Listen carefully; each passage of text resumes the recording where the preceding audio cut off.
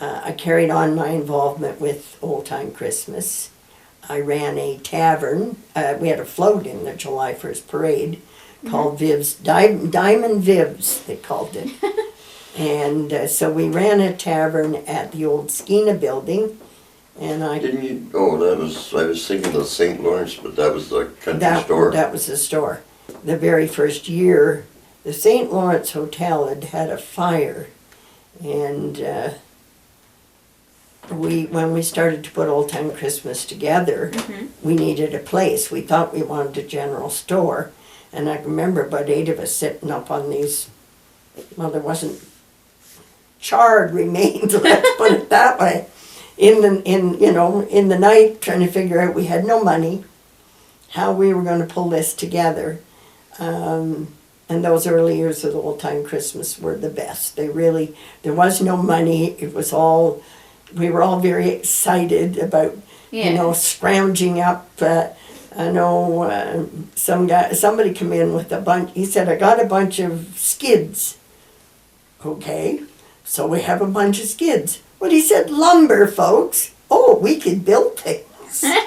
And then somebody come in with a roll of brown craft paper, and we weren't sure what to do with that, till we looked around and said, wait a minute, we can staple that to these. There were no walls left. There were just the studs, and make rooms, and we'll have a general store.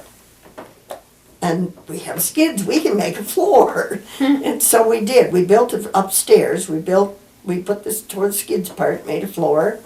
You wouldn't be allowed to do this today. I'm just thinking, because one of the stores was some lady came in and made handmade candles, and the walls were all brown craft paper. And that's where we had the very first general store. Chris Jemmett, he brought his horses into town, so we had hay rides or sleigh rides, depending on the weather.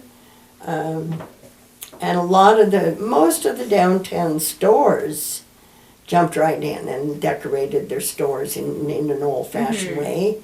And a lot of the store people, the staff, dressed up in old-time outfits. We had a grand winter ball, and we had it out at the big house at Penryn Park. And we had what was the town crier's name? He's passed away in Coburg. Tommy McMillan. We had people parked out at Idalia, and then they came in horse and buggy, and he announced, and we all made our gowns. And I think the first year I made 6 different gowns for myself and for friends. And because at that time I used to do a lot of sewing. And of course, none of us were used to any of this, prancing around in these fancy outfits. And I remember one girl had got her hands on some hoops and made a hoop dress. Problem was, every time she sat down, the hoop came up and whacked her in the forehead. And by the end of the night, she had this big red line across. There was one gal, it was fabulous. She made a Gone with the Wind looking outfit. The skirt just flowed out. She made it out of a bedspread with all the little ruffles. Oh, wow. She did a fabulous job. The only problem was she had not considered how she was going to get into the tiny little washroom. And so that was an operation. It took 2 of us to scrunch this thing all up, and then she backed in and did her thing, and then we got it all back down, and out she came. We couldn't get the door shut even. So that was a lot of fun, and I think I don't remember how long we were there. I know eventually we went over to Osler House or whatever it is over at TCS, but it lost something when it wasn't in a home.